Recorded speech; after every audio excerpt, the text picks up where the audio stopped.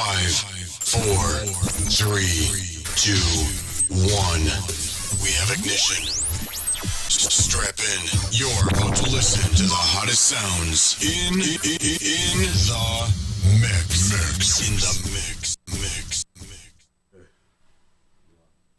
All right. Peace and elevation. It's your brother Mike X. Welcome to the Wake Up Project with brother Mike X.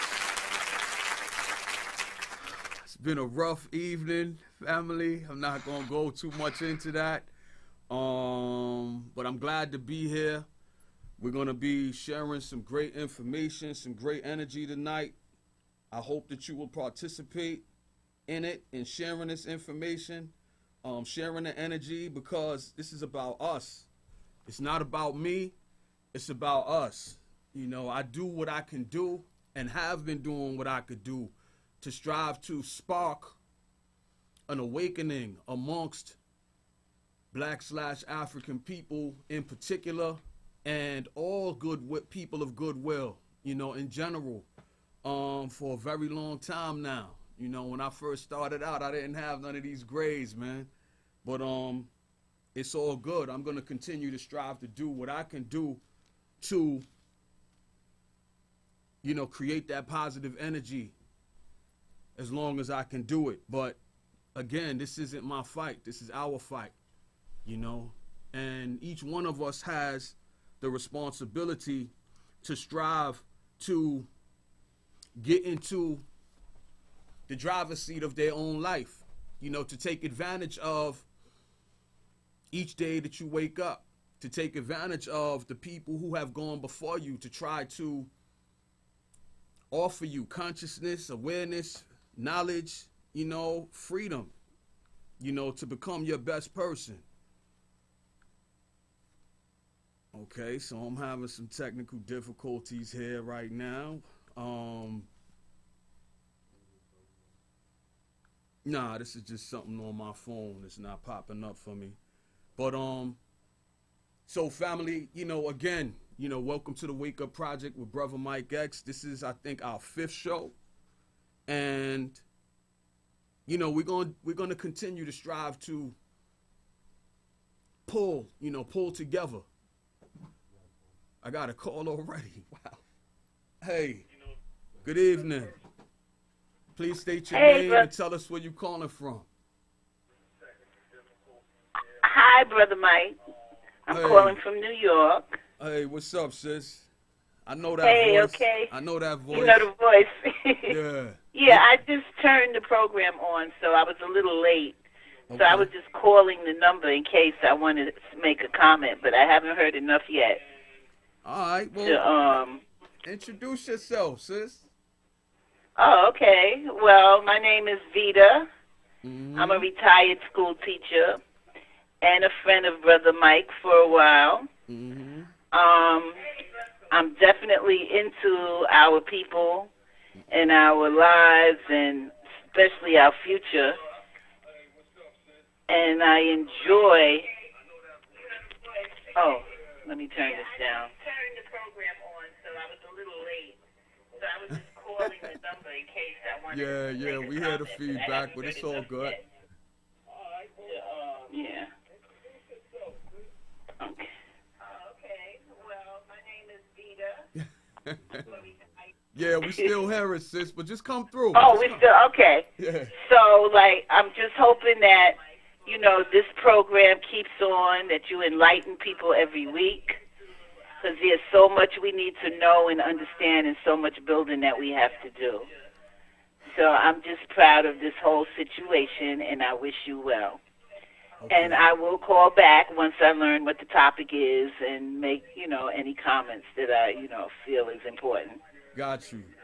Okay. And I appreciate you, too. Thank you. And all right. Yeah. Okay, so I'll be calling back. Got you, sis. Thank you. You know, it's a heavy responsibility to strive to stand up and do something different. You know, it's easy to go along to get along. But when you strive to do something different, a lot of times you find yourself by yourself. And I don't want to go on about the burden of striving to spark an awakening in Black America. I'm not going to really go into that. Every now and then you hear me talk about some of the things that I've experienced.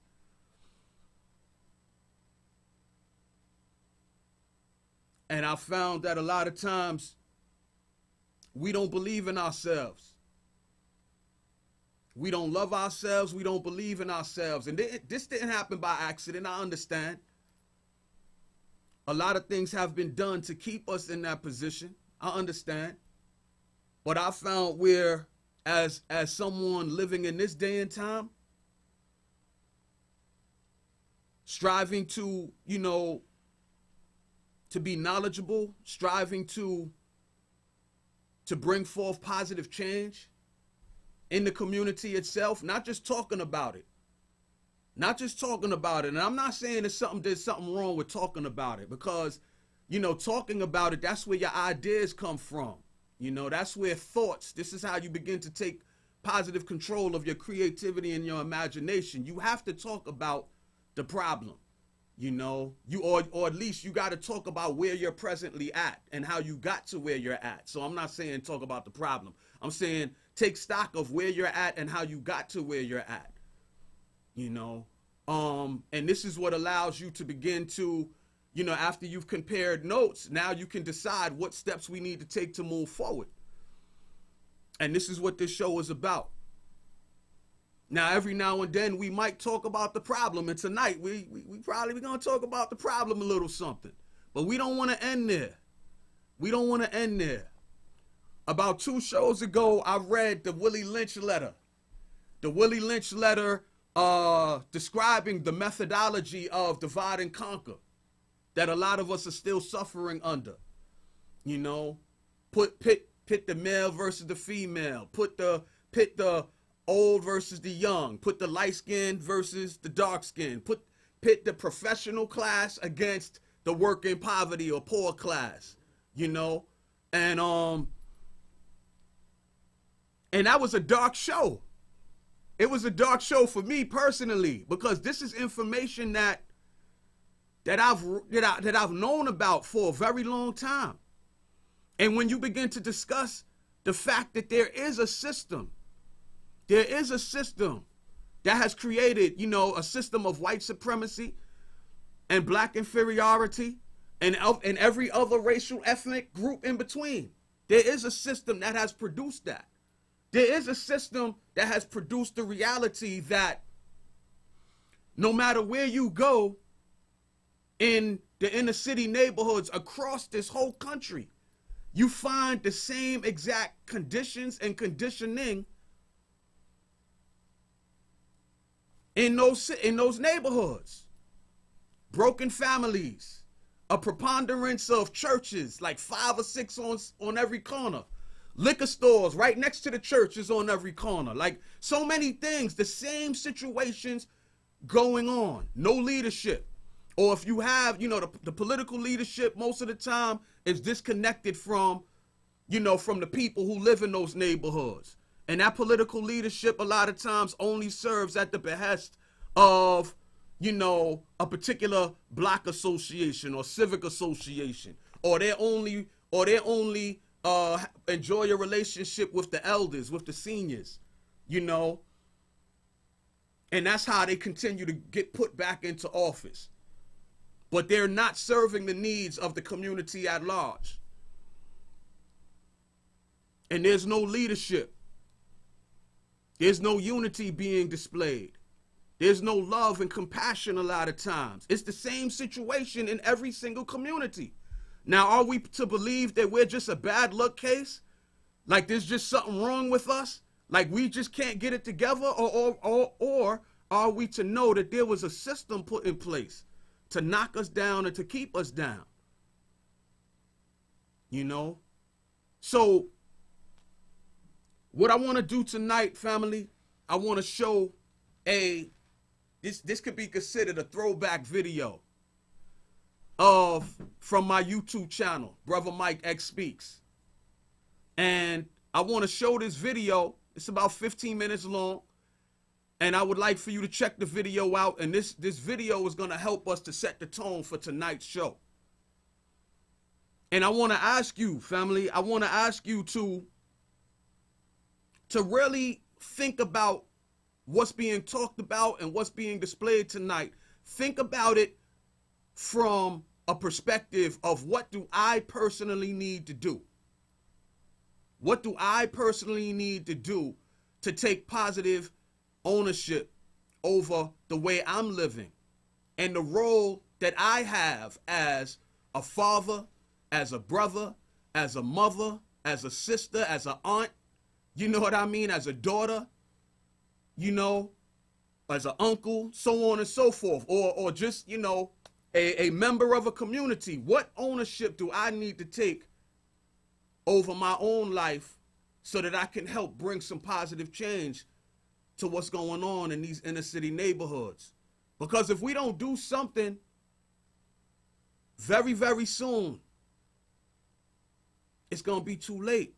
It's going to be too late, you know? And I, for one, you know, I believe I've already, you know, for the most part, carved out a personal legacy of standing up on behalf of the people. You know? So my conscience is going to be clear at the end of the day. Because I've already gone on record over the decades now. You know, for those, you know, who know Brother Mike. Not just starting on, I think I've been on Facebook maybe 8 years. I didn't just start on Facebook. I didn't just start on YouTube or Instagram. But I've been one who really stood up in my neighborhood where I grew up, in the projects, Edenwald Projects in the Northeast Bronx. Shout out to the Edenwald heads. And shout out to all of the project heads. You know, whatever project you might be living in, there's a tremendous amount of power in the projects if we can just learn how to take the concentration of our numbers, and instead of us fighting each other because we're in such close quarters and proximity a lot of times, if we learned how to get our act together to show love and compassion to each other so that we can begin to come like this socially, that would give us the opportunity to become politically strong, economically strong. Can you dig it? Remember that? We would be able to come together and we would be able to make some positive change for ourselves. So having said that, let's go to the video. The video is going to say a lot. And I'll talk to you again in about 15 minutes. Thank you for coming through tonight. Peace. Good evening. This is Brother Mike X. Welcome to another clip from my YouTube channel, Brother Mike X Speaks. Tonight I want to talk to you about the salvation of our neighborhoods and the people who live in our neighborhoods. And to do that, you know, first let me paint a picture for you. A few years ago, I was watching a documentary one night, and it was like one of those science documentaries, and it was talking about the process that begins, that emerges, you know, when the cessation, the ending of life occurs in a human being or any living organism. And it went on to begin to describe a process where you know, parasites and other forms of life emerge from, you know, the dead body. You know, when a body dies, as you know, all types of life begins to, you know, feed on that body. You know, decomposition occurs and, you know, all types of things begin to settle into the body to begin to eat away at the body. And this documentary, it went on to talk about how, you know, these parasitic agents, you know, and I know this sounds kind of nasty, family, but I'm painting a picture for you. These parasitic agents that begin to settle in, to begin to aid in the decomposition process of the dead body. It went on to describe how these parasitic agents were in the body the whole time. you know. And what happened is the cessation, the ending of the life is what allowed these agents to emerge from their dormant form and to become activated and to become alive, and then to do what they were created to be able to do. You know, it wasn't no scouting team, you know, where these things were on the outside and they saw, you know, that there was a dead body and then they came to rest upon a dead body. But these things came from the inside and they was in the body the whole time. And the thing that stopped them from becoming activated sooner was the fact that there was life, you know, and that life held back these parasitic agents from being activated until there was no more life. You know what I mean? Why am you talking about this, Brother Mike? I'm talking about this because, family, we are the black community, you know, our people, you know, particularly in the working class, working poor, poverty-stricken, you know, neighborhoods that a lot of us live in and dwell in, you know, in the projects and the tenements and all of those types of things in the urban cities. You know, the black community has become that dead body. You know, we don't have a process of life in our communities where there is self-determination, where there is pride and dignity being displayed, you know, that's being practiced, you know, in the individual lives and is able to overflow into the lives of other people so that we have community. As a matter of fact, we shouldn't even call where we live a lot of times communities, because we are not communing. You know, we are not practicing common unity. You know what I mean? We are just too many times neighbors who happen to live in the same place and happen to have been conditioned in the same way to where, you know, we just striving to just get by. You know, a lot of us have bought into the fact, you know, that we believe ourselves to be inferior. We believe ourselves to be powerless to do anything about our circumstances. So we are just there, neighbors. You know what I mean? And so I say again, there's no life. We represent at this time and place, you know, 2014, you know, and this has been going on for a number of years. We represent that dead body.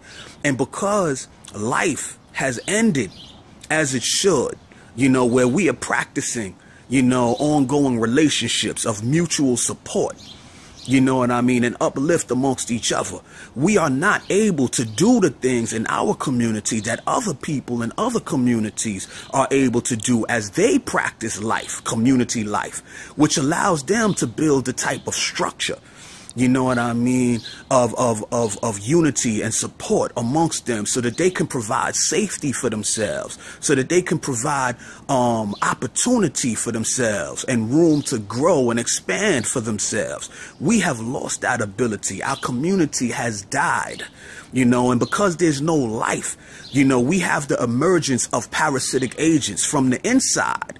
You know, forget the enemies from the outside, you know what I mean? Or maybe I shouldn't say forget the enemies from the outside, but I'll tell you this, the enemies emerging from the inside are much more, you know, have much more impact and self-destructive ability than the enemies on the outside. As a matter of fact, because of the existence, the emerging of parasitic agents from within the community that are feeding on the dead body represented by us, you know what I mean, Black America. The outside enemy doesn't even have to do anything anymore. As a matter of fact, you know, also in nature, you have a situation where you have certain animals were created to be scavengers. You know, they don't go out and kill anything. A lot of times they wait for a dead body from whatever type of animal it is to die. You know, and then that scavenger, you know, gets wind of there's a dead body, and then they come to eat on the dead body, you know, and to gain their sustenance from the dead body. And so there are scavenger type of entities out there that are also feeding on this dead body. You know what I mean? And they're primarily manifested in our community when we look around in the form of the fact that 99.9, you know, 100%, you know, oftentimes of the businesses in our community across the Black America are owned and controlled by outsiders. You know, people who have seen fit to begin to take the form and play the role of scavengers, where they see that we have lost the ability to build and maintain our own economic foundation and wherewithal, so that we own and control our own businesses, where we are providing ourselves with the products and services that we need to be a thriving people. So they have, they have found great pleasure in coming into our community and setting up shop, in supermarkets and all of these different types of businesses, man, that we fund with our money. And then they're feeding on the dead body. A lot of times we think that some of these people are our man, and we form certain relationships with them. Yo, family, I'm gonna be honest with you, man. I hate to go up in some of these stores, man, because I could see what's being done. These people are taking advantage of the fact that we have lost the ability to be a living and thriving people. And they gleefully take our money, and like Brother Malcolm said, and then they take, our basket full of money, at sundown, they take it into another part of the town or another part of the country or another part of the world to build up their people and to build up their geographic spaces where their people live. And meanwhile, our people are left to languish in, being dead. You know what I mean? And being nothing but consumers. We don't produce nothing. We don't distribute nothing. All we have the ability at this present point in time, coming from that dead, mentally dead, spiritually dead point of mind and spirit, is we only have the ability to consume. You know what I mean? Making other people rich, helping them to build empires and things of that nature that they pass along to their children. So there's steady growth in their community, and our community is left to languish, in poverty and disempowerment, and disunity and chaos and confusion and self-hatred and all of these other things. You know what I'm saying? So, family, we have to find a way to breathe life back into the dead body represented as Black America. And how do we do that, Brother Mike? The way we do that is, first, each and every one of us, we have to take stock. We have to take assessment of our lives. You know what I mean? As we go about, we need to take a stock and assessment of who we are, and what talents and what gifts we've been given and granted. Because even in our powerlessness, we have genius within our midst. I work with kids. I've been working with them a long time, and they all have gifts. They may have the wrong mindset because they've been conditioned to believe that Black life is to be mediocre, to be inferior. But a lot of times I've seen graphic artists. I've seen, people who have brilliant minds, but they don't feel that there's room for them to use their mind within their Black life, within their Black neighborhood, to improve their lot. So they live down to the stereotypes and they hide their gifts, they hide their talents, And so, we don't have people striving to raise the standards as individuals, to prove to the other ones who need to see Black people living empowered lives. This is what we have to begin doing. We have to begin to turn it up in our own individual lives. We need to take stock of what our hopes, what our dreams, what our goals, what our talents and desires are.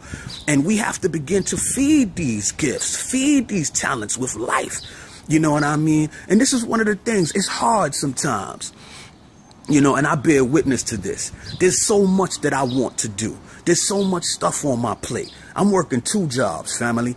You know what I mean? And I'm striving to be a force, a spark of life in my community as an activist.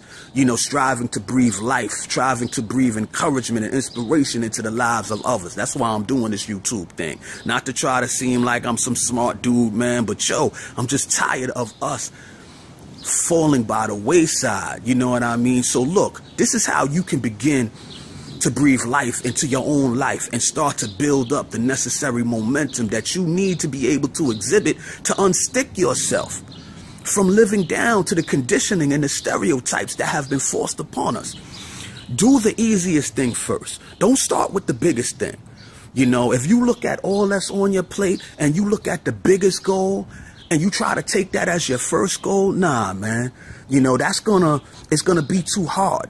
You know what I mean? For you to start with the biggest goal. Start with the smallest goal first. And the smallest goal might be, you know, I need to go back to school. You know, the smallest goal might be, yo, I need to start taking my health more seriously. You know, and managing what I eat and what I put in my body. I need to start there so that I can strengthen my body temple and prepare it, you know what I mean, for the rigors that will come as I strive to take on bigger and more, you know, bigger projects. As I begin to grapple with bigger projects, I need to have my health together. So you start there.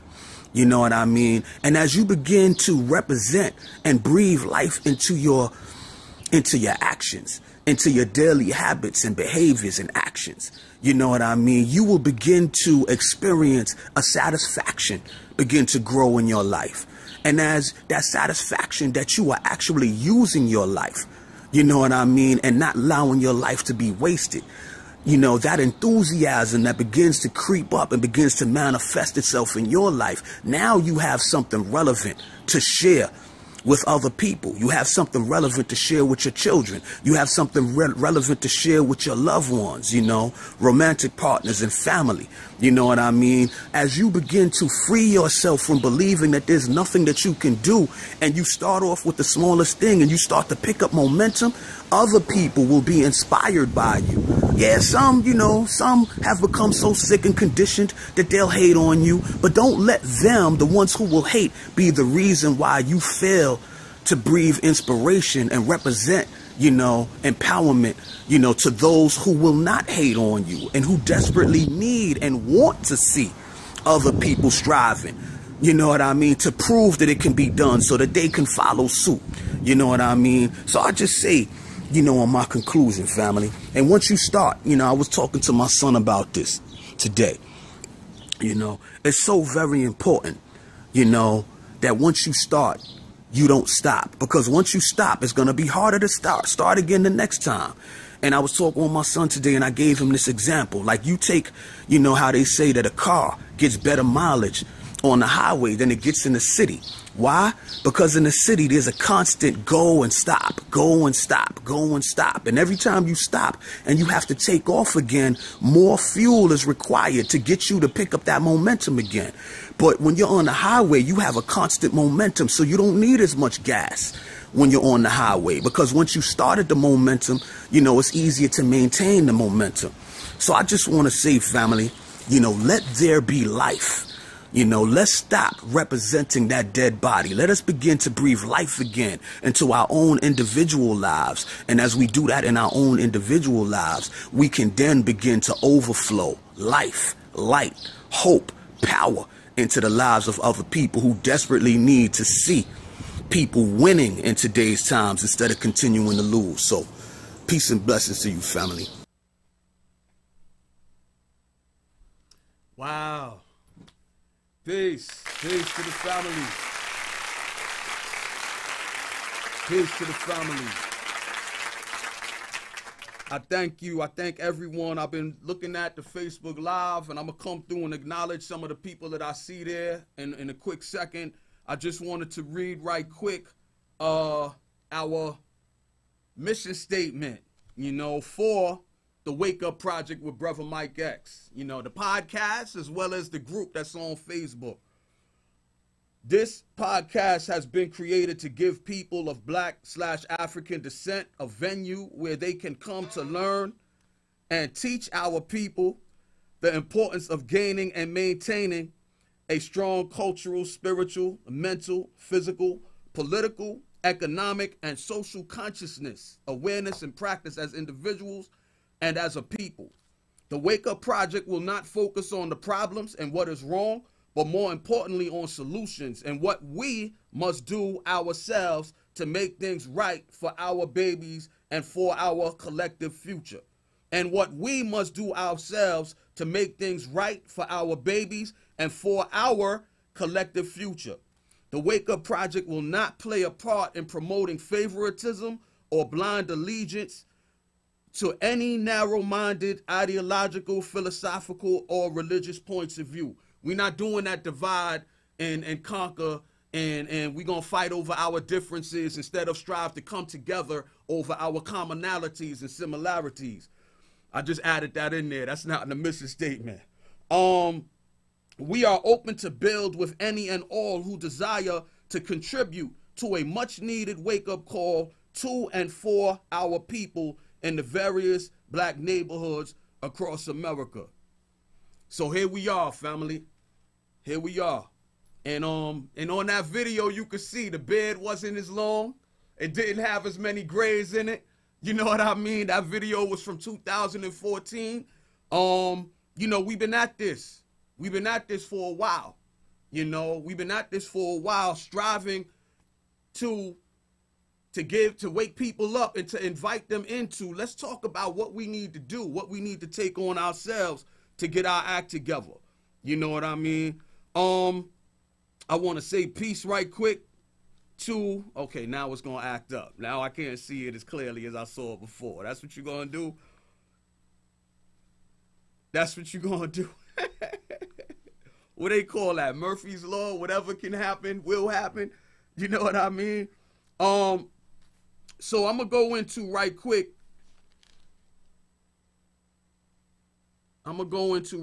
Family, if you want to call in, if you got a comment or a question, even if it's just to say hello, you know, even if it's just to say hello, you know, like Rams just texted me. I got a text came through. Thank you, Rams.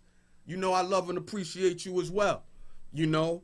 And there's some other comments that came through the Facebook Live that it's not letting me pull up now, but we're going to continue anyway. The call-in number is 718-705-4959 or 914-969-6499. 718-705-4959 or 914-969-6499. And I also, you know, even if you want to just call in and say, you know, hi, you know, what up, brother? Hi, how you doing tonight? You know, that's welcome as well. You know, I've had some people who tell me that they shy and I can't talk like that and, you know, I don't know what to say. You know, you could call in, you could say hi, you could ask a question. You know, if there's any area of what you heard that wasn't as clear, you know, call in and ask a question. You know, I love questions. You know, you should be able to defend what you're talking about.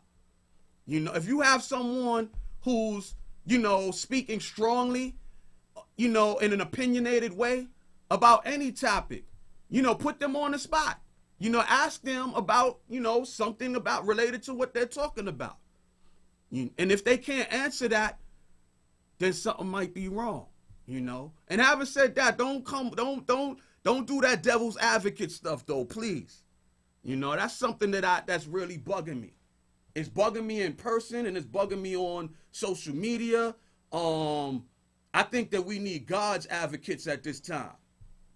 And we need to be able to see ourselves in the solution.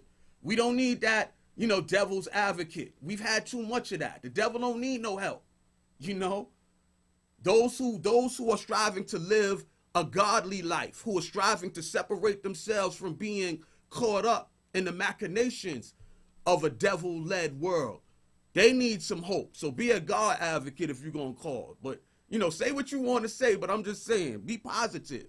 You know, it's better to be positive. It's better to be pro something than to be anti something. You know, it's better for us to try to find reasons on why, you know, we can actually make this work than to point out, but what about this? But what about that? But what about the other thing? You know, it just takes away our opportunity when we focus more on the buts than when we focus on, well, this is what I have to offer, you know. And all of us have something to offer in this. So let's get started. I wanted to talk about briefly, you know, we've been talking about, you know, society at large right now, mental health in the black and brown neighborhoods. And the way we talk about some of these things as far as mental health or some of the problems, we don't talk about it right.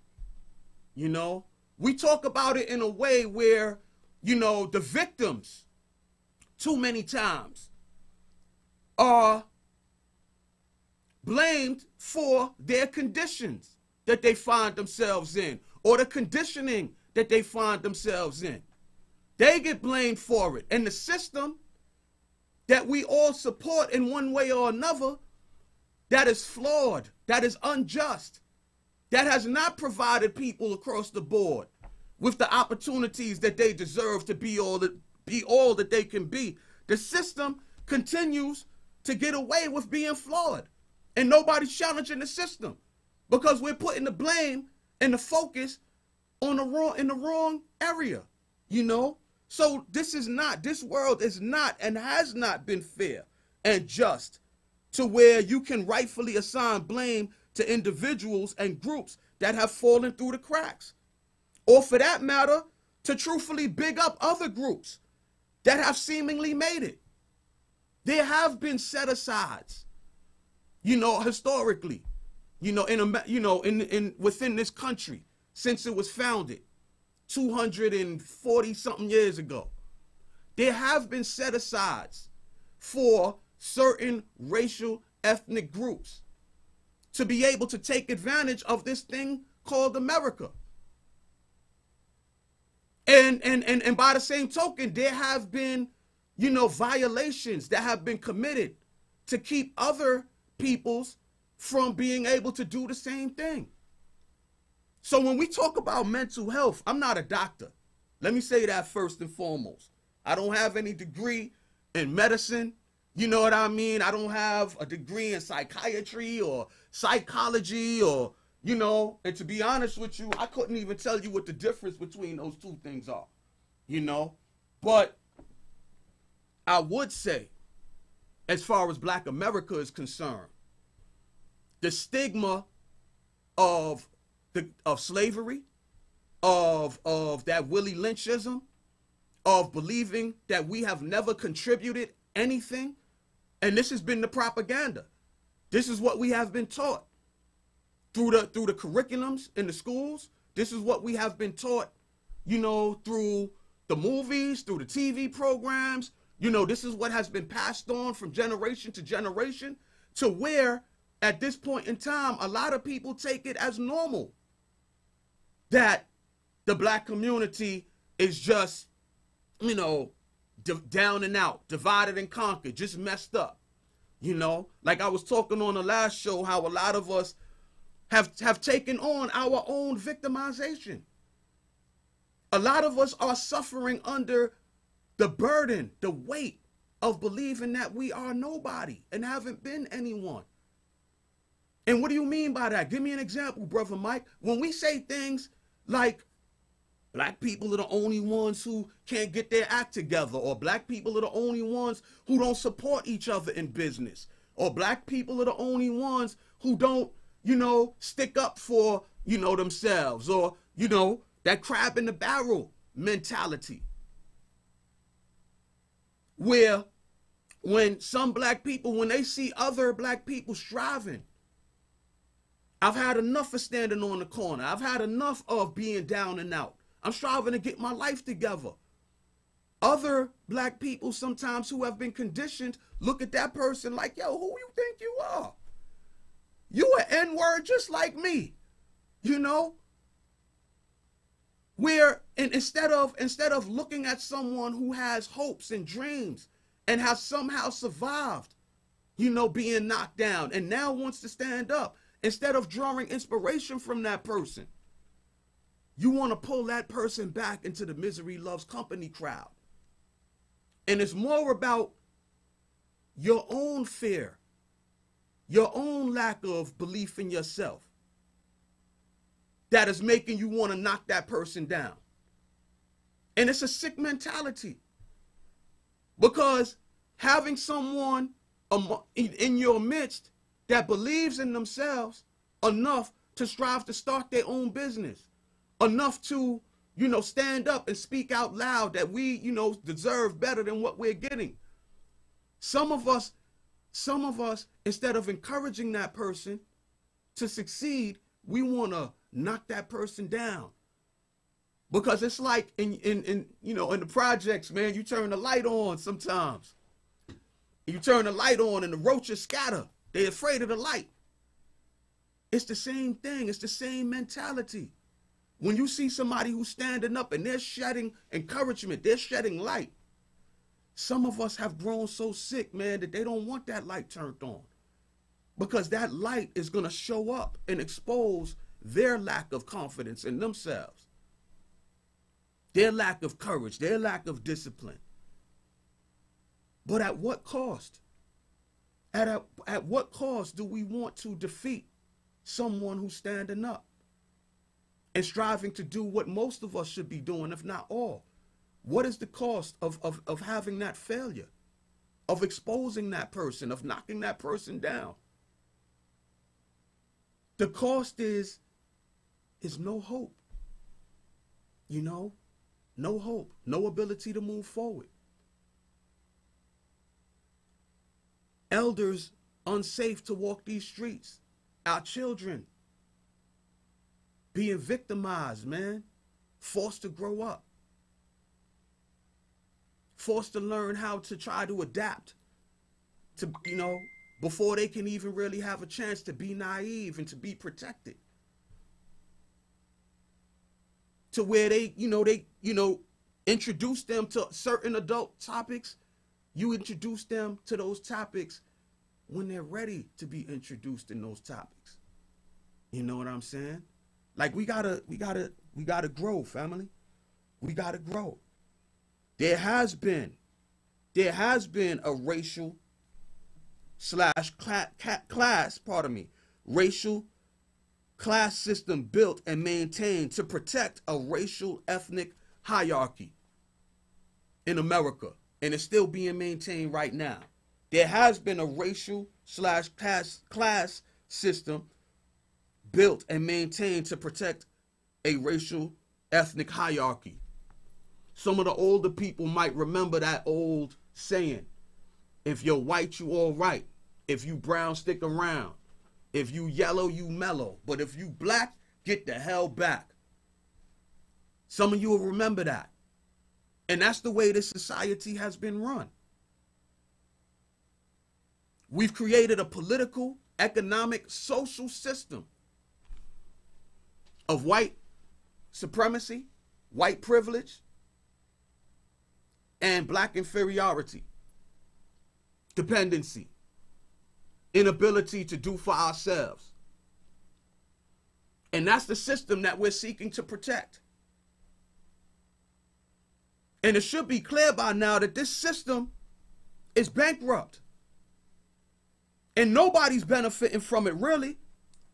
Even the ones who are not being victimized, you got a rude awakening on the way. As I said in last week's show,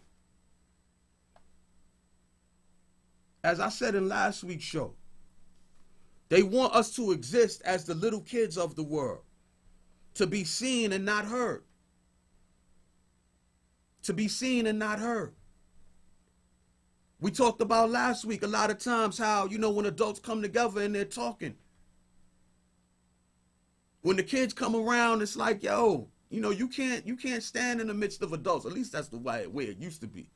You know, today is getting wild out here. And that's why I'm saying if we don't do something about our responsibilities, it's going to get even worse than what it is. Because a lot of the kids are not even showing that respect that they used to show in order for you to push them to the side or tell them, you know, you need to show respect, or this isn't, you know, about you, or whatever the case may be. But anyway, the situation that we're being held to is, how dare you demand justice when you are totally dependent on others for your jobs and for handouts? That's the type of system that we're living in. How dare you demand justice when you can't even fend for yourself? That's where we, you know, how some parents say, yo, if you want to stand up and you want it your way, then you need to have your own house. As long as you live in my house,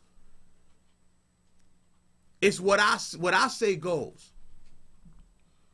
And that's the type of situation that Black America finds itself in right now. Some people are wondering, man, like, yo, we see the films, we see the injustices that are going on. And court case after court case, man, comes back in favor of the oppressors, the victimizers. When you don't have any political power, when you don't have any economic power, when you don't have any social unity, in a world that pays attention to organized people, that pays attention to organized votes or organized money, where those are the three things that make everybody move. When you don't have enough unity to stand together physically on your own behalf, you're going to get ignored. You're not going to get justice. When you don't have enough social unity to where you can pool your money together to either build your own businesses or to let somebody know in an existing business that you're going to lose. We have a social, political, economic bloc. BLOC. Look that up when you get a chance. BLOC. It's a group of people who are organized for a specific purpose. When you don't have the power to organize your people to stand together, not because somebody got killed. That's reactionary. You know, not because somebody, you was in the coffee shop, you know, Starbucks, and somebody, you know, arrested your people, so now you're going to boycott Starbucks. That's reactionary. And I'm not saying that you shouldn't boycott Starbucks. I'm not saying that you shouldn't, you know, engage in some of these things, but know that those things is reactionary. You can boycott the supermarket for about as long as you're not hungry, if you haven't set up your own supermarket. You could boycott the schools. You can boycott some of these entities, but it's really not about boycotting, family. It's about learning how to become family again. Each one of us doing our part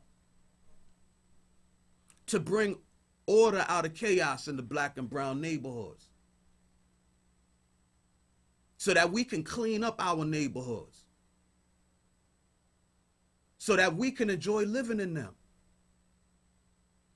I saw this clip on social media today where Roxanne Shante was saying something about that. She was talking about, what does she call it? Instead of regentrification, she called it re-enterification. Where some of us, instead of leaving the black neighborhood, just giving up on it, come back into the black neighborhood. Oh, there's a call? All right. Come through, family. Please state your name and tell us where you're calling from and tell us what's on your mind. Peace, Brother Mike X. This is Ella. What up, sis? Calling from Brooklyn. Mm-hmm. I was having some trouble getting through on the line. Wow. Yeah. Okay. Yeah, so I don't know. Thank you for being on. Thank you for being on tonight and spreading the message as you do. Mm-hmm. I don't know where you were because I was trying to call, so I don't know where you were as far as what your subject was, but you know, I wanted to reference your actual video, mm-hmm. you know, and the analogy that you made as to us being, you know, dead. Mm-hmm. Hold on, okay? You know, it's very harsh. You know, it's harsh to say that we're dead, you know, as a people. Mm-hmm. I really think that we're on autopilot. I would mostly say that. You know, but sometimes people do need to, you know, the reality to be a little bit more harsh in order for them to understand the position that we're in. So I do appreciate the analogy, that you made to being a dead body and, having the parasites basically feeding off of us. And definitely even to words, as a matter of fact, you were just discussing, Starbucks, for our energy to be fed on, and knowing that anytime something happens, we're going to direct all of our energy toward that particular subject is a way of being fed on in itself. Because it's like if I snap my fingers and put this on the news, or I, make this certain thing happen and share it with the world, whether it's through social media or on television, then everybody's going to jump and look that way. Everybody's going to, like you said, be reactive in that way, and then we're going to see off of that energy. Energy towards something is building that thing, whether it's positive or whether it's negative. Whether people are speaking up for Starbucks or against Starbucks, it's still energy towards Starbucks. So when it's just like, this president that we have, people hate him or love him, but he still became president because of the very energy that was geared towards him. So we have to understand how we put our energy and how we let people feed off of our energy.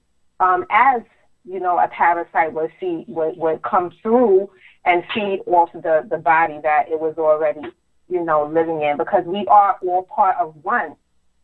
And, that being something that was already in us, it means that we're connected to it.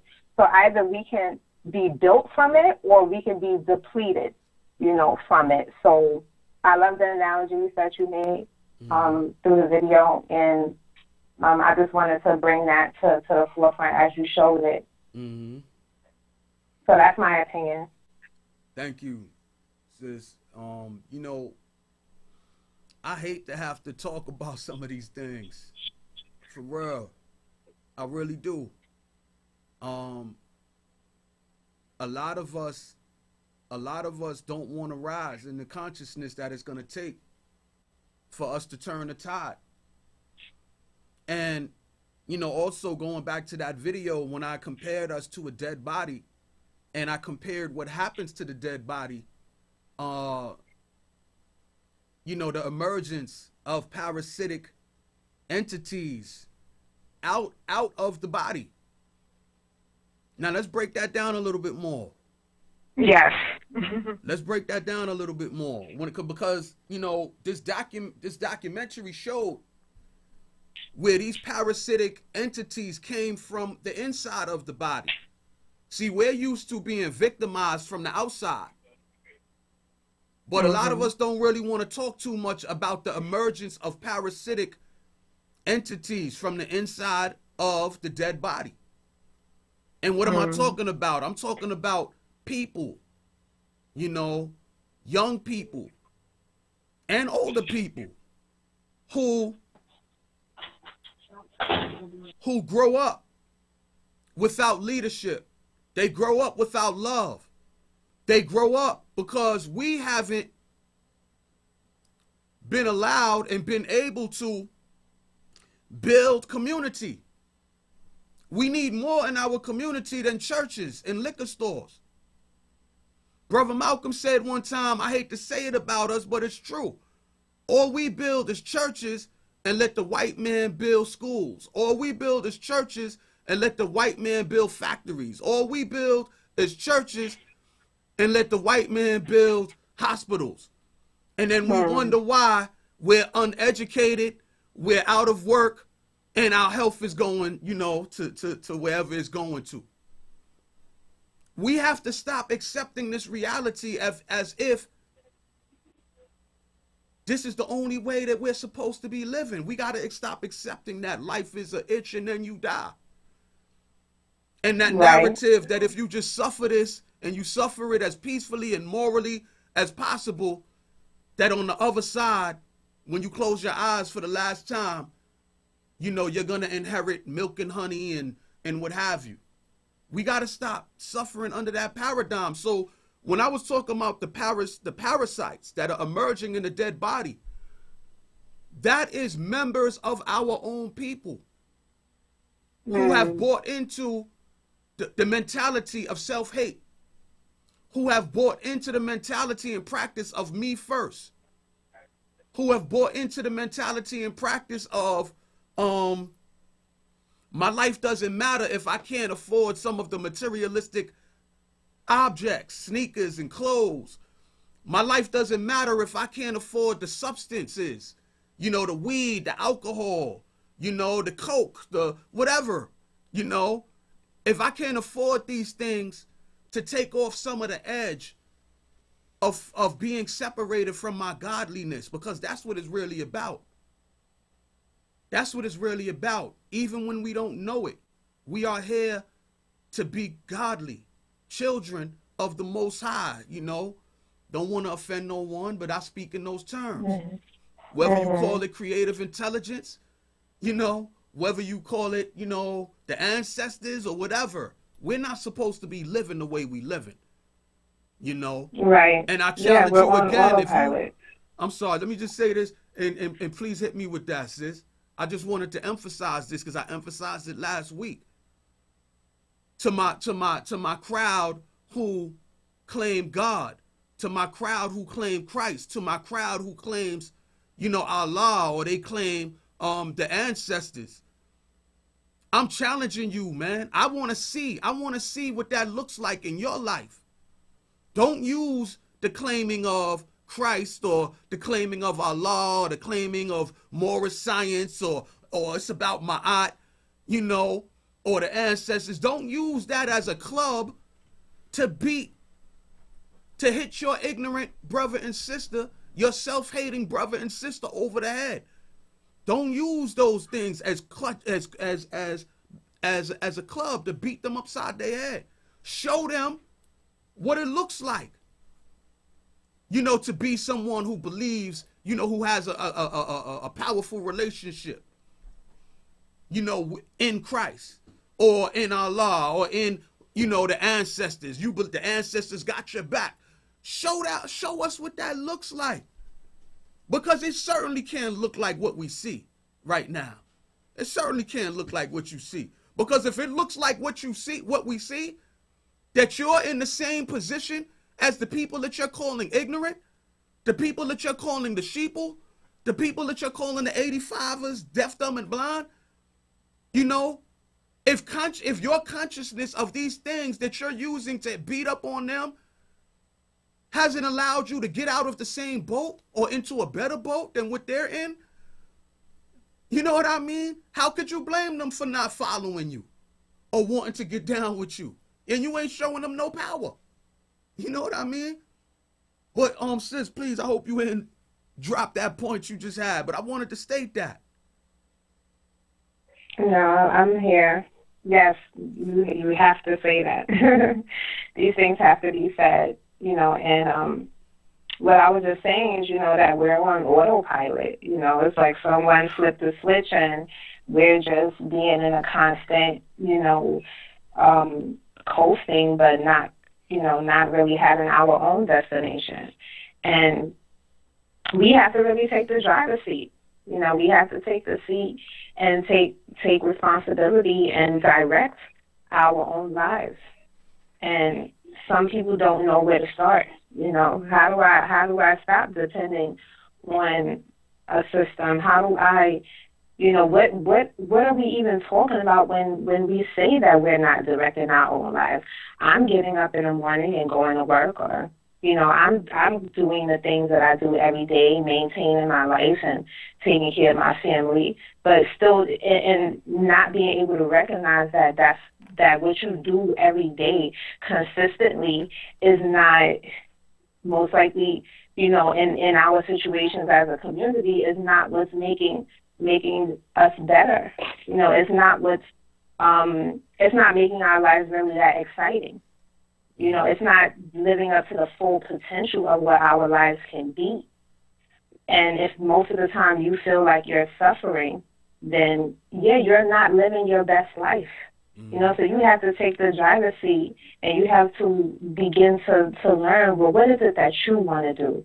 You know, what is it that makes you feel great? What is it that makes you, that you could do, that would make you want to get up early in the morning, you know, and live out this day? So you have to find that out within yourself. Sometimes we think that we're doing things that we want to do, but if you think about why you did it in the first place, you might find out that it didn't even come from you. You know, it was probably something that your parents wanted you to do, or something that somebody told you you might be good at, but you felt you would be good at something else, something that you did because you wanted to make more money, you know, and it wasn't really about what you were good at, you know. So we have to find out what it is about ourselves that makes us great by looking, you know, on the inside and taking the driver's seat and moving ourselves toward it. A lot of people are unhappy in our community because they're just basically not doing the things that they want to do. That's right. At all. You know, and not doing it enough. Even if they are, they're still not doing it enough. It's not an everyday thing. It's not a more than a weekend thing. You know, and if our lives are so-called based on time and it's 7 days a week, why is happiness a weekend thing? Why is it an after 5 o'clock thing? You know, we should be taking advantage of all the time that we have here to make it work towards our happiness, you know, and our joy and our prosperity, not just living to have a few hours to ourselves and giving away everything else. So we have to take the driver's seat. That's right. You know, and that's if you want to. It's if you want to. Some of us might not want to. And you're right. And that's why, you know, I say that those of us who are so-called in the know, the ones, you know, those of us who claim that we know something, we got to work harder on showing it. We got to work harder on showing it. And that's an inside job. That's an inside job. It's and we need to lead by example. Nobody's stopping you but you. I mean, if you're sitting on the sidelines again, more focused on the system than you're focused on yourself, and you fighting to discover what you have been uniquely gifted to be able to manifest. If you're sitting in the middle of the system and the so-called ignorant people, and you're not doing your part, then you are a big part of the problem. And like you said, there's some amongst us who they don't know. They don't know yet that they were here, that they're special, that their lives have a special meaning, or else they wouldn't be here. And they're depending upon you, whether they know it or not. I used to ask this question over the years when I was participating in some of the blog talk radio shows, man. You know, Pop's Movement. You know, there's been a couple, Enough is Enough, with the brother Tony Nix, Pop's Movement with the brother Hess, and so many others. I hate to name names sometimes because you always forget one name and then you're in trouble, man. Somebody feels that you didn't respect or appreciate them. So if I didn't say your name directly, don't get mad at me. Sign of the Times. You know, I've participated in a few blog talk radio shows.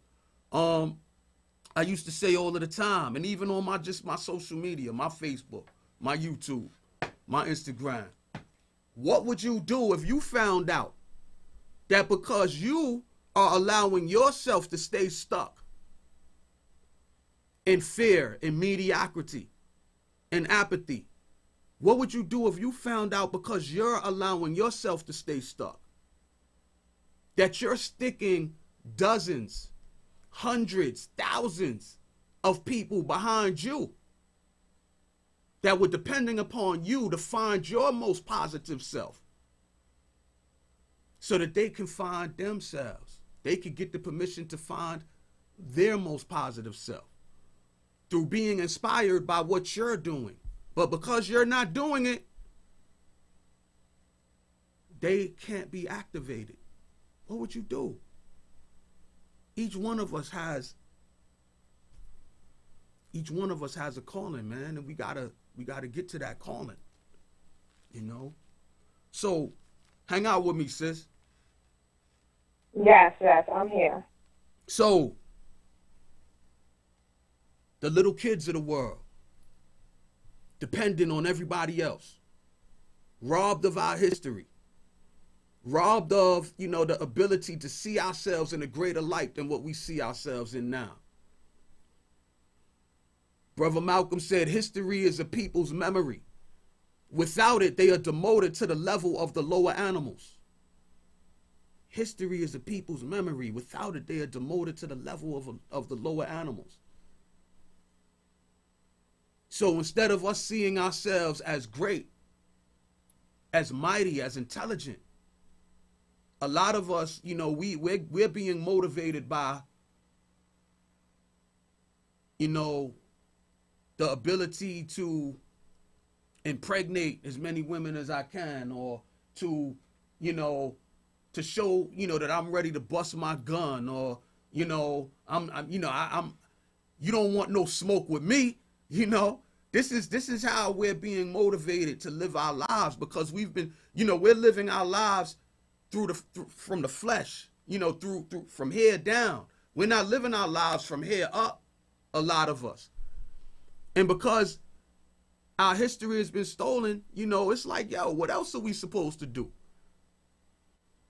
People who's talking like me and talking like Sister Vita and Sister Ella, a lot of our people is like, yo, them N-words must be crazy. What are they talking about?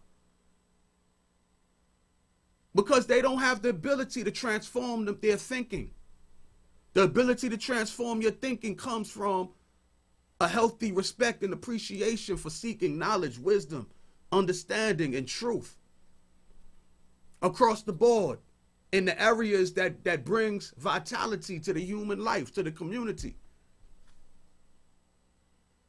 You got to be able to enter into business and to be able to provide for your own needs in order for you to sustain, to number one, to stop spiraling out of control, to stop falling through the cracks.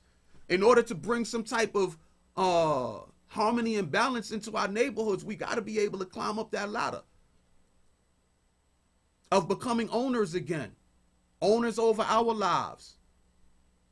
Being able to do what we want to do. Stop being fearful. If you got a gift or you got a talent or you have a desire to be something. And I say, like, we as adults, we have no idea the damage, the psychological damage and trauma we're passing on to our children, to our babies. I've worked with young people my whole adult life. I started working with young people back in the early 90s.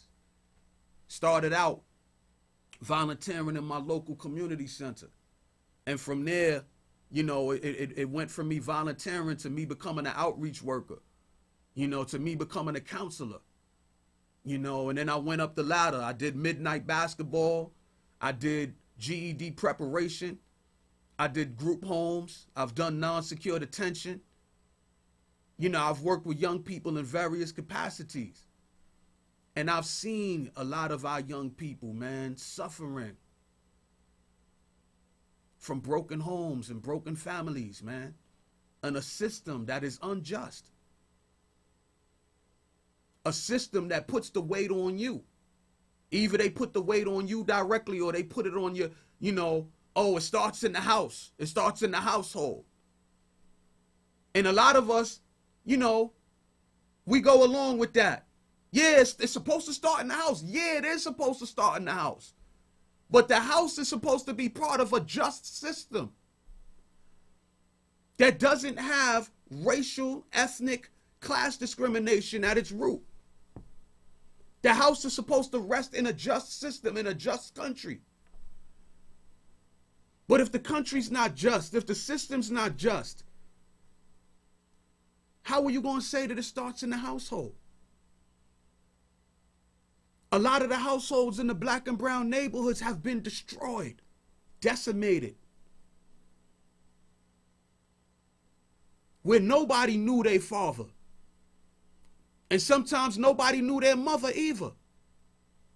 And it fell upon the grandparents to try to bring some stability, but they didn't have the strength to do it. So a lot of these kids find themselves in the system.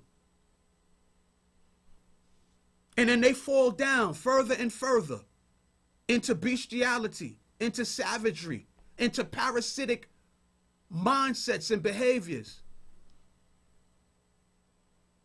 And who gets the blame for it? They do.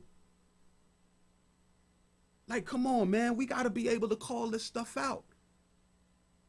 If peace, if racial harmony and peace calls upon me to be seen and not heard and to not speak the truth, then that's a false peace. It's not real.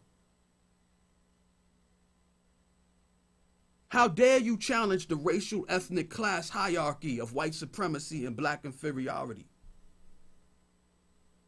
We challenge that hierarchy because we are not benefiting from it. But you know what? Neither are you. Neither are you. You're not benefiting from it either.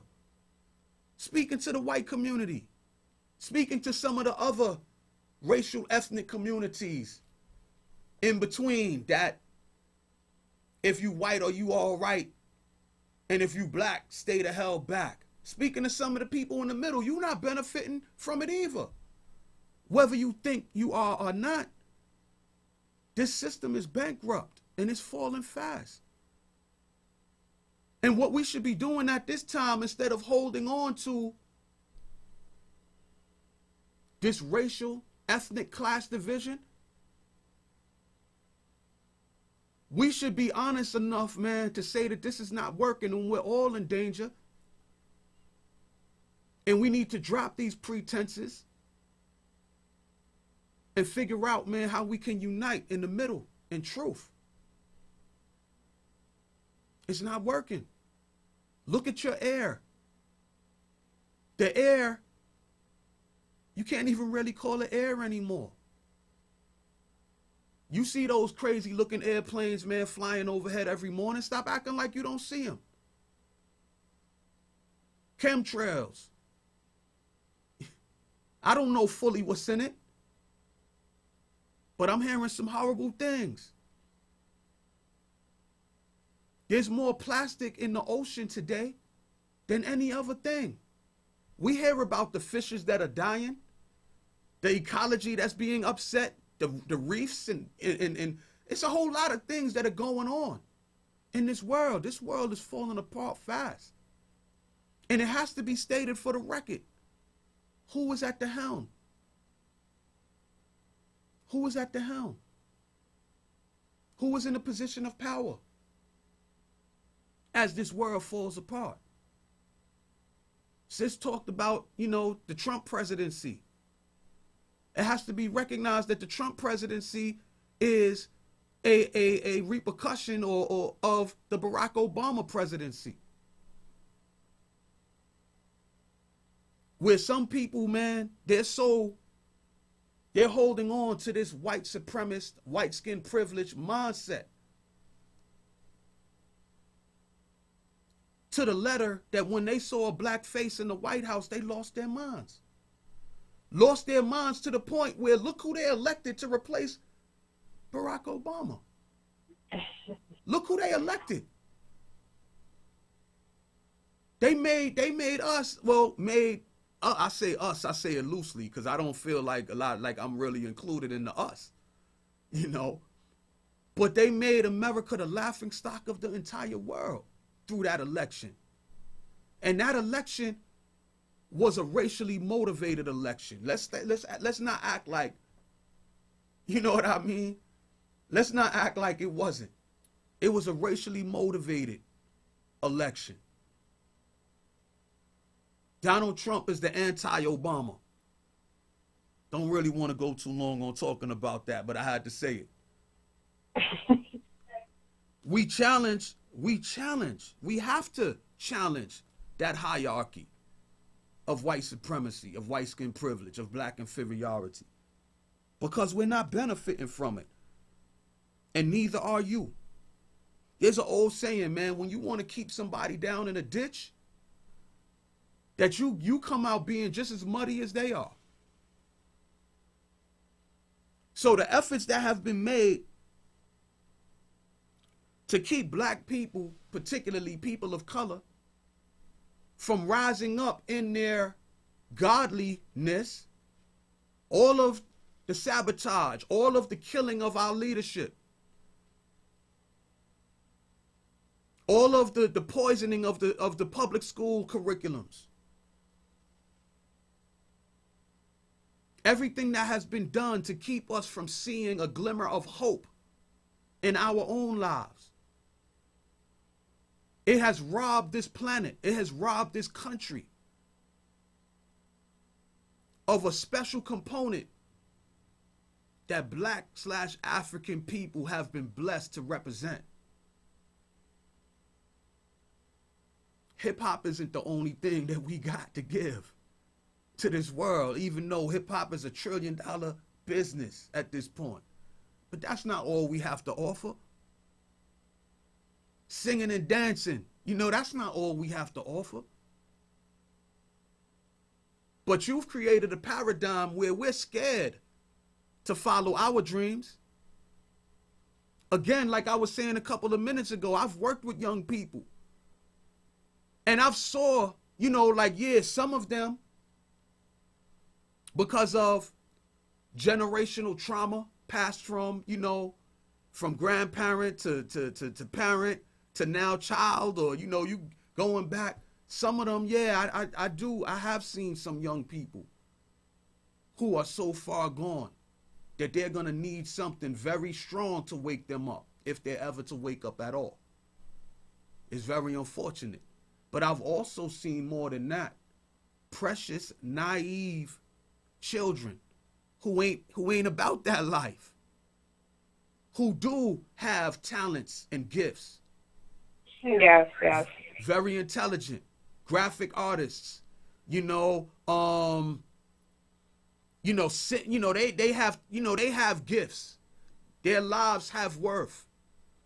But I've witnessed a lot of times these precious, naive children who wasn't about that life, so afraid of stepping out and showing their gift and showing their talent so that it could be identified and it could be nurtured, so that they can bring forth the greatness that exists in themselves, so that they can benefit from it as individuals and we can benefit from it as a collective. I've seen them hide those gifts. I've seen them too afraid to take ownership of those gifts, fitting themselves into a misery loves company, black hole, juvenile delinquency, too afraid to stand out. And I don't blame them for it. A lot of the blame has to go to us because we're not taking our responsibility. And then the biggest blame has to go on the system. You know, the biggest blame has to go on the system that has cultivated that narrative of if you're white, you're all right. If you're yellow, you mellow. You brown, stick around. You black, get the hell back. It's ultimately their fault. And I say again that America is crumbling. The whole world that we living in is crumbling. The ditch that you've assigned us to, the basement that you've assigned us to, and that you've put all types of efforts into holding us down in that ditch. While you was holding us down in that ditch, you held yourself down in that ditch. And now here comes karma. Here comes the chickens coming home to roost, like Brother Malcolm said. We're all in danger.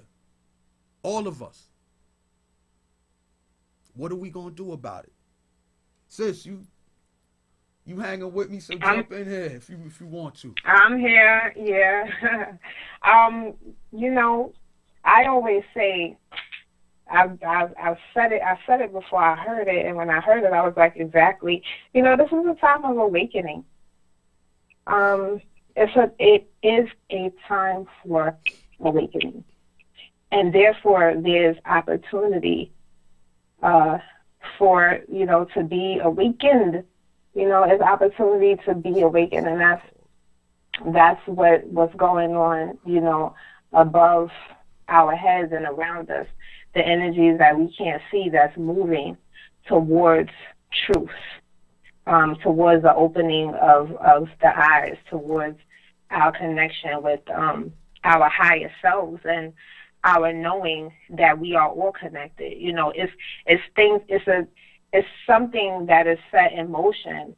You know, like they had times back in the days, you know, where it was the Renaissance, you know, a time where inventions were being made. Everywhere you look, it was a new invention, a new this, and people thinking a new way and a new way of life. Like, those things have not stopped. You know, it's always opportunity for the world to now have a reset. You know, and I mean, the Wake Up Project is a part of that. It's a part of the reset for awakening, and for us to know that, you know, we are beyond, you know, what we've always thought of ourselves to be. Mm-hmm. So it's opportunity out here, you know, for those that's listening, and for those who are even not listening, to wake up and to come in connection with that consciousness. So, you know, it's so much going on in the world, but there are so many solutions to what's going on in the world. It's just a matter of us focusing on the solution. Mm-hmm. The solution, every time there is a problem, there is an equal response and answer to that very problem. That's law. You know, that's law. That's one of the laws of life. You know, it's for it to be a up, there's a down. You know, there's always a equal opposite, if you would say. Mm-hmm. So if we have so many problems in this world, there are solutions to those problems. Mm-hmm. And in a time of awakening with what's going on in the world, we are the solutions. That's right. So we have to open our eyes to it. We have to be willing, you know, and I think that's the message that you give time and time again, willing to take on, you know, that responsibility, and we'll do it with what our gifts are, you know. But there it is that time, meaning that it's not only you doing it by yourself. It's not only me talking about it. It's not only the people that's watching talking about it. It's not only the groups that we're, you know, with that's talking about it. It's happening around the world. So there is light all around, which has no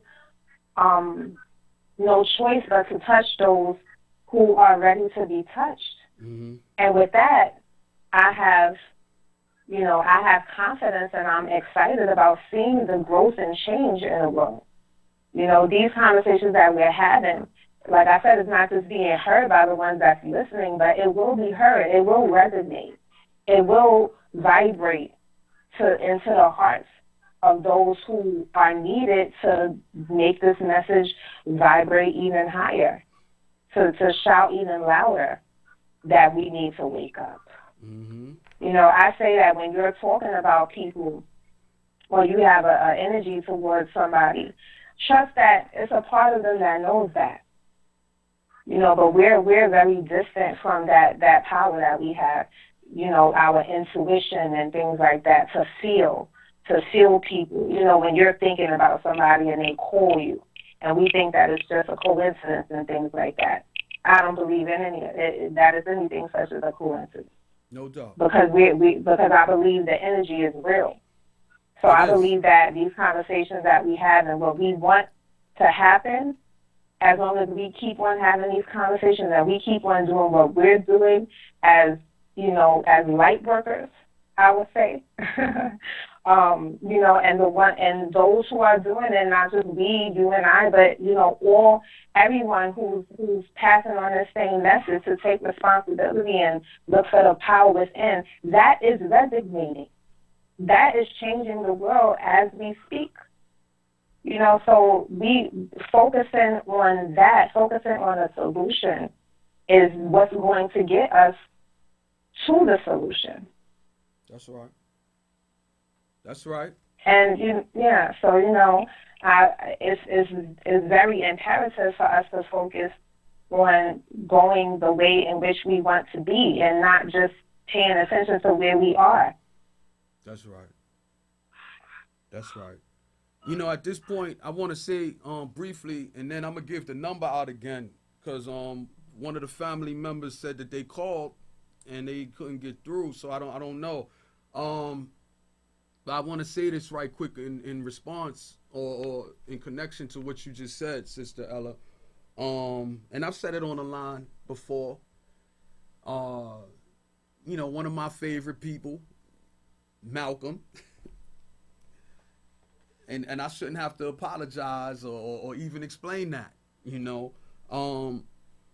About a month before Malcolm was assassinated, he was being interviewed by a lady from the Village Voice, a New York newspaper. And I don't even know if the Village Voice is still being printed. It's been some years. But anyway, he was being interviewed by her, and he stated to her, he said, the biggest mistake that we've made in the past has been to strive to organize a sleeping people around specific goals. He said, first you have to wake them up, and then you'll get some action. In the interviewer asked them, wake them up to what? To their oppression? And he said, no, to their own human dignity, to their own self-worth. And this is what I say to other members of the family, who want to wake our people up, that we need to start a food co-op, or we need to be fighting for reparations, or we need to be fighting for, to boycott, Starbucks, or we need to, whatever. And I'm focused more so on the specifics than they're focused on the overall waking up of the people to their human dignity, to their own self-worth, so that they will stop participating in this abusive relationship that we've been participating in. It's been an abusive relationship where you believe that life is an itch and then you die, and you live that type of life your whole life. I've been conscious, so to speak. I spent the first 21 years of my life separated from not just black consciousness, but human consciousness. Just believing that I'm a human being deserving of what other people take for granted. And we got a whole lot amongst us that don't believe that they deserve it. And this is why they settle for the decrepit, you can't even call them communities, ghettos, that a lot of us are living in, where it's unsafe to walk the streets. This is why they're settling for it. Because a lot of us don't believe that we deserve any better than that. And this is what happens when you separate a people from their history. You separate a people from their creator. You separate a people from being able to take advantage of cultivating their minds. A mind is a terrible thing to waste, they told us. But the stuff that they gave us to fill up our minds didn't produce the results that would make us believe that we are great and we are mighty too.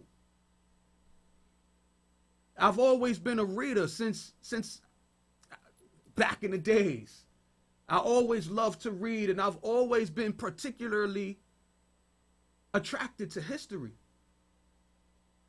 But when I was a little kid, I was reading his story. And what's crazy is I still was reading it, because that's how I'm just a history buff. I just love, anybody who knows me personally, knows that I, not just the consciousness, but I could be driving down the block. And as I'm driving, I'm looking at the buildings like, oh my God, that's old buildings. That building, it looks, fantastic. I'm amazed by things like that. But anyway, got sidetracked a little bit. We have been separated from knowing and believing that we are human beings too, and we deserve better than what we're accepting in our lives. It's only then that we're going to begin to take advantage of, I mean, I'm not participating in this anymore. You know, I'm not going for that anymore. I'm not allowing my neighborhood to be that way anymore. Or I'm not allowing this sellout politician to continue to be in office and he's not giving anything of merit to us. I'm not going to continue to let these businesses that we're spending all of our money in take all of our money and own their community. They got a community of their own, but then they gonna coming over into our community, owning the business, owning, you know, the economy. When you wake up and you believe that, yo, I'm special, I deserve better, my children deserve better, our grandparents, our elderly, they deserve better. When you wake up to that reality or that belief, that's when you're gonna begin to fight for it. It's not gonna be because somebody shamed you into, yo, I'm not, you know, you shouldn't be going into Starbucks to get your coffee because somebody in another state got arrested. You know, if they haven't been awakened to a connection between what happens to them and what happens to those people who are in another state, if they don't see I and them and I, ain't nothing happening. You know what I mean? Just briefly, 718-705 718-705-4959 or 914-969-6499. We got a little bit under 24 minutes left. I don't know. Call again. And yeah, family, we gotta continue to fight. And it starts with us taking ownership and control over our own lives. When I first was awakened to black consciousness, it helped me in a number of ways. At that time, I had spent a good 5-6 years hanging out on the corner. And at that time, I believed that this is what black men do. We hang out on the corner. And I didn't see anything wrong in that because that's all I had been exposed to at that time. But thank God, you know, a phenomenon called hip hop went into its decidedly black power phase. You know, thank God that there was groups and individuals and groups like, you know, Rakim Allah and KRS-One and Brand Nubians and Tragedy the Intelligent Hoodlum and did I say Public Enemy? I don't know. Say it if I didn't say it. Thank God a lot of these artists started putting consciousness in the music. Because that's when I had my wake up in the late 80s, early 90s. And once I began to wake up to the fact that there's a system that strives to deprive us of positive role models and leadership, that strives to rob us of self-determination, the ability to determine for ourselves how we're going to live. When I found out that there was a system and I was participating in it, I've strived to be a credit to myself as a black man ever since that day, you know. Not saying that I've, you know, that I'm all that or anything like that, but for a long time, you know, I've been at this fight, striving to live a life of consciousness first and foremost, and to inject, you know, that belief into other people that I have influence with, you know. So, Sister Ella, you still there? Oh, she hung up. Oh, okay. All right, I'm by my... So the lines is open. I don't know if anyone is interested in calling. I'm going to finish up what I was saying. So I was saying, we have a responsibility as a people to strive to heal ourselves, to strive to redeem ourselves. We have that responsibility. We cannot continue to participate in eating all of the wrong foods, the ratchet TV and the ratchet music. That is, I can't even tell you what it's doing to our children again. Some of the things that they allow to play on the radio today, about 20, 25 years ago, those things wasn't able, to be said on the radio. I'm looking at somebody going to accuse me of hating for saying this, but I'm looking at how they're positioning the sister Cardi B to be celebrated and to be pushed. She was on Jimmy Fallon, last week. All types of awards is being, given. But I can't get over that lyric. F them, then I get some money. I can't get over that. Especially when I hear a little girl saying it. Like, we got to be more responsible, man. We got to be more responsible.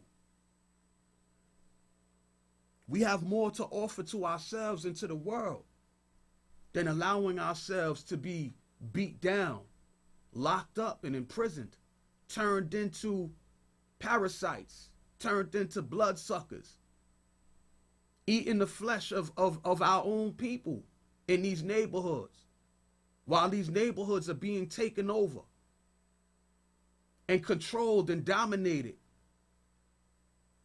economically, particularly by outsiders. Don't believe for 1 minute that those stores are being run because they really care about whether you have something to eat. Don't think that it's a selfless act that those stores is being run to help you have something to eat, or for you to have something to put on, to wear. Don't believe for 1 minute that those buildings are being maintained, and some would argue that they ain't really being maintained too tough, because somebody cares that that you have some place to live. There's a tremendous amount of money that's being circulated, that's coming out of these black and brown neighborhoods, these poverty-stricken areas. A tremendous amount of money. And change is not the first item on the agenda. They don't care about your change. They don't care about you getting your act together. That's something that you have to do for yourself.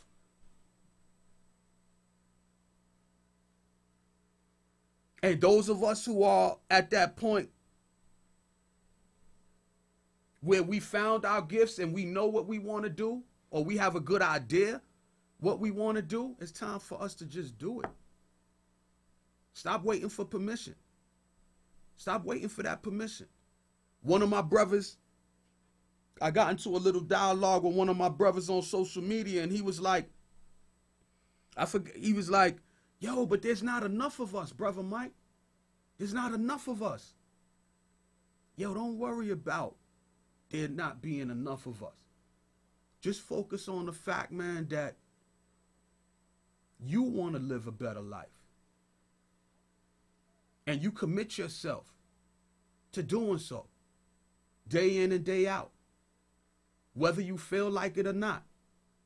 I'm not even going to lie to you. My energy was like earlier tonight or earlier today. To be honest with you, the whole weekend, my energy wasn't what it normally is. It wasn't.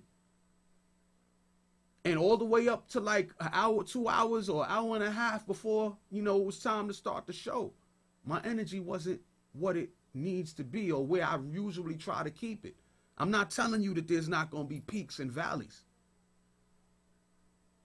Sometimes you're going to be up and sometimes you're going to be down, but the main thing is to not stop. I was talking with a friend of mine's, I heard it said, I believe, from Winston Churchill. Winston Churchill. Now, some of our people, are so dogmatic and narrow-minded sometimes,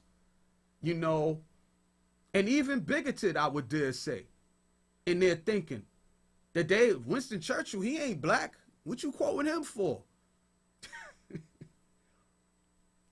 It's not about what's black and what's not. It's about the purpose that you choose to use it for. And I choose to use this quote for my purpose. So anyway, I heard it said, you know, that if you're going through hell, just make sure you don't stop. If you're going through hell, just make sure you don't stop. I hope you get that. Because if you stop, man, then you're going to be stuck in hell, is what's being said. You just got to keep on fighting. For how long? As long as you're alive. Life is a journey. Life is a process. And life should get better in the light of truth. The only way that you're supposed to get stuck is if you've been separated from your ability to learn, which a lot of us have been separated from. Once upon a time, man, you know, we had people like Booker T. Washington. We had people like Frederick Douglass. Both individuals born into slavery. But there was a strong educational imperative to where our people believe that education represents freedom. So read the slave narrative, I believe is what it's called, of Frederick Douglass. It just popped up into my mind. I've been wanting to bring book lists, and there was a couple of times I tried to bring, you know, I brought a couple of books on the show, but then I lost track of time and wasn't able to display the books, but I want to start doing that more so. Read Frederick Douglass and the narratives of how he talks about escaping slavery. Frederick Douglass was one of the most eloquent black men that ever existed in the 1800s. Booker T. Washington was also, you know, born in slavery. Read his book, Up From Slavery, Booker T. Washington. A lot of people feel like Booker T. Washington is soft. You know, they prefer names like Marcus Garvey and W.E.B. Du Bois. But when you're a student like I am, I have appreciation for all three of them because all three of them had something special to offer. Booker T. Washington is the one who, you know, basically went on to create the Tuskegee Institute. And Booker T. Washington's main focus was not politics and protest, but his focus was on that we needed to be able to learn a skill. Each one of us needed to have a skill that we can use to separate ourselves from poverty. A skill that we can use to employ ourselves instead of needing to be employed by somebody else. And we definitely need that philosophy today as the economy crumbles.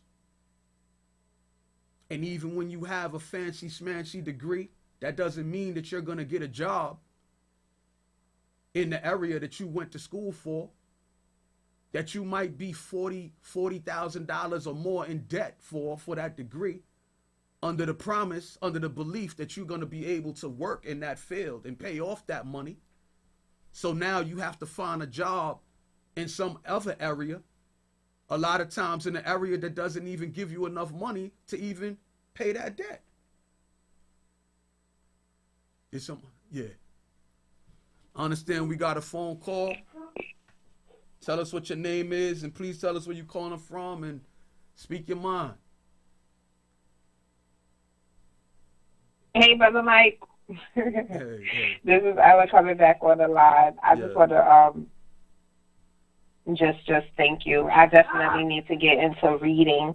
I know that's a big thing that, you know, we're missing in our communities. Like people are not interested, you know, in reading. They might be interested more in looking at, you know, TV shows and things like that.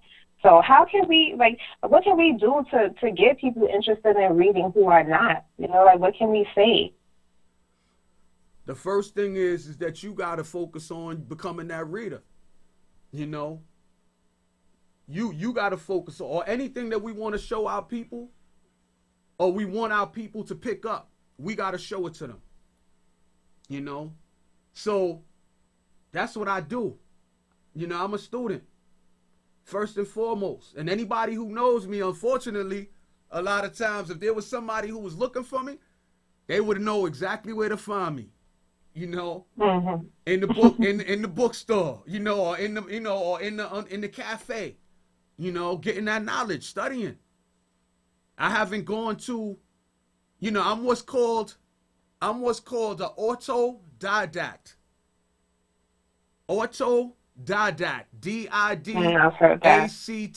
An autodidact is a self-taught person. So now I don't have any degree to boast of from any of our fine learning establishments. But I tell you, I've spent enough to have gone to some of the top ones on buying. Have you always been a reader? Have you always been a reader? No doubt. That's what I was saying a couple of minutes ago. I've always been a reader, but I haven't always read for power, for purpose. You know, like we was talking about last week in our principles that we developed. I haven't always been that type of reader. You know, read with purpose. But I have been a reader with purpose for almost 30 years now. And I intend to be a reader with purpose for the rest of my life. I mean, to the point where I used to read one book at a time from cover to cover. You know, but now I've realized as I've gotten a little bit older and I have a syllabus or a book list, there's hundreds of books that I want to get into, you know, not just one or two. There's hundreds of them that I want to get into. So now what I've started doing is I've started reading, you know, 3 books at a time. You know, I started reading 3 books at a time, you know, to get that knowledge. Wow. You know, this one is branding for dummies. Yo, it's crazy how the green screen is making this joint look. Yeah. Technology for you. This is branding for dummies. I'm interested in going into business and to learn how to brand my own services and products so that I don't have to stay a wage earner or a wage slave working somebody else's job or at their factory or at their job or their corporation for my entire life. Putting that job first and putting my own freedom and our salvation collectively second or third or fourth. I don't want to live like that anymore. And a lot of us know what I'm talking about. This book I'm reading for the second time, I think the third time. The book that you just finished reading, sis, The Alchemist. Yes, yes. I'm getting ready to read this one again. You know? And for those who are conscious, you know, an alchemist, you know, basically is, you know, it goes back. Alchemy was, you know, talking about the science of turning base metals into gold. You know? Google that. Google alchemy or Google alchemy.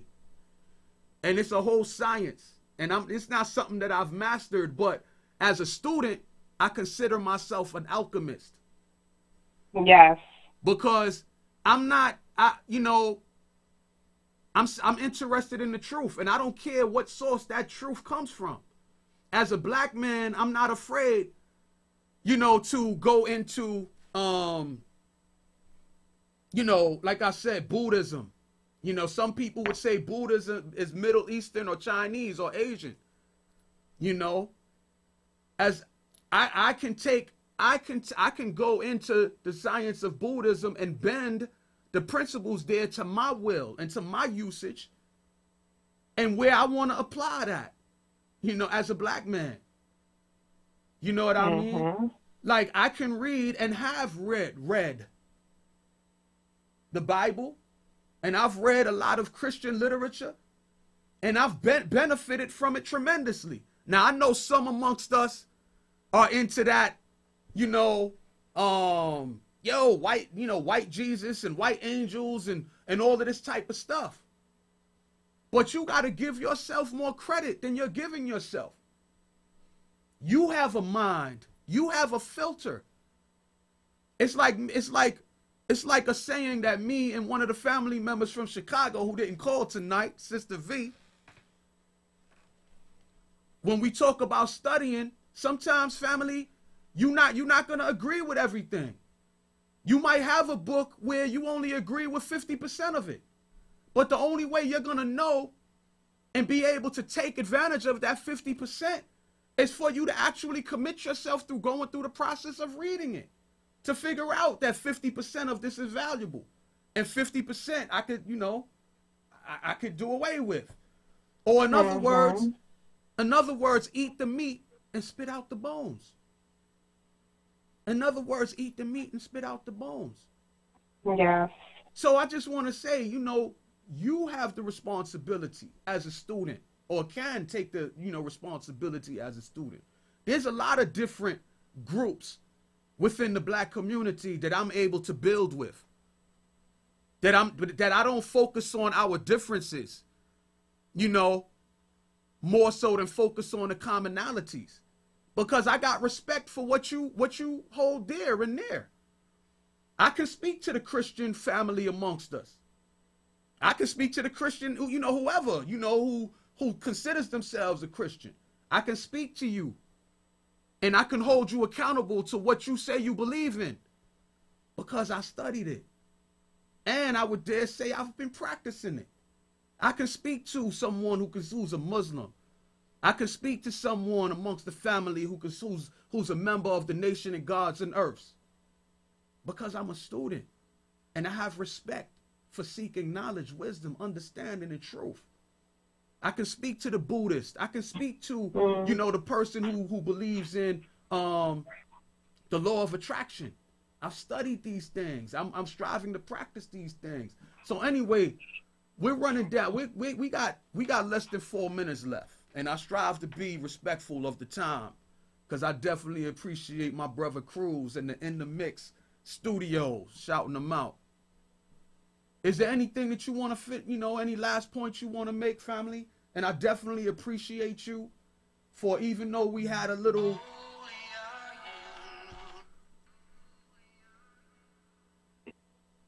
Even though we had a little hang up earlier and you were supposed to be here with me tonight, I appreciate you still hanging out with me over the telephone. And anything you want to say as we get ready to close out? Yes, I'll say first and foremost that I appreciate you, and you when you I was watching because I hung up thinking that I was blocking the line, but you said Sister Ella, is you still there? No, she's not there, and I know the rest of the sentence you was gonna say, and you are not by yourself. You're not by yourself. And that's what we're here to let people know. That's what the Wake Up Project is about, right? I was letting others know that they're not by themselves. We're all here, and the more we recognize that it's a collective effort, but it's definitely an individual effort at first. We'll come to that place where we know that even though, like, while I'm working on me and I'm in my room and I'm in my quiet, I'm in my peace and I'm learning, or I'm at Barnes and Nobles and I'm studying, like, I'm doing this here and I'm building myself up into what I need to be, because now I'm going to create, this machine, this collective machine. And that's why, I think that's why you're spreading the message that you are. So you are not alone here. I just want you to know that. That's first, foremost, and last. I appreciate that, sis. I say as we close out, to definitely connect with me on Instagram, Brother Mike X. You can see it under the screen. Connect with me on YouTube. It's BruthaMikeXSpeaks, BruthaMikeX. Please share this video, with people who you may think may benefit from it. Help me to spread this message. I share it to all of the, yo, everybody's sharing these make this go viral videos. Make this go viral, And a lot of those videos, man, they're talking, it's everything is about the injustices and somebody did us wrong. Yo, make the Wake Up Project with Brother Mike X. Make this one go viral. You know? Yes, yes. Make this one go viral. Give people an opportunity to join on to a solution-oriented discussion. And it's about your life, family. It's not about reading the book as much as what you can draw from the book and apply to your life, to elevate your thinking, to elevate your power of choice, to elevate the habits that you've been cultivating, from negative habits to empowering habits, you know? And we're going to keep this going. Here come that's the signal that the show is over, man. So I want to say peace and elevation to the family. I want you to know that I love each and every one of you. And I'm going to continue to strive to stand in the gap as you get yourself prepared to bring what you uniquely have been blessed with to the forefront, to add on to what I've been bringing, to what Sister Ella been bringing. Sister Vita never called back in, putting you on the spot. And Sister V from Chicago, I hope everything is well, but I expected to hear from you. And for those who tried to call in, I apologize for whatever stopped you from being able to call in. We're going to come back next week, and we're going to keep on working this out. So have a blessed evening. Peace and elevation. Good night from Brother Mike X. You're logged in to In The Mix Radio. In The Mix